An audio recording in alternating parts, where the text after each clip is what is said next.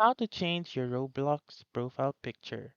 So the first step is by opening your Roblox and then click on this icon or this avatar icon found on the bottom mid of your screen.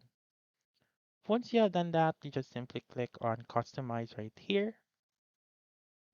And then what you're going to do is to change your character. So you may choose your character right here. Some needs to be bought. So you just need your Robux. Then you may choose head and body, your clothing, your accessories, and etc. So make sure to choose the appropriate or the avatar that you want. Once you have done that, you just go back and then you may also edit profile picture right here on the bottommost part. You may click on it and then you may choose the poses that you want. For example, I will choose this one.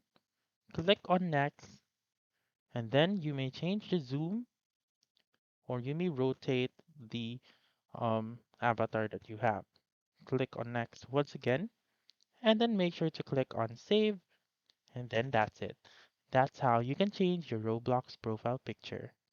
So that's all for this video. Let me know in the comments section if this works out for you. For more helpful tutorials like this, please subscribe to our channel and don't forget to click that notification bell. Thank you for watching and have a wonderful day.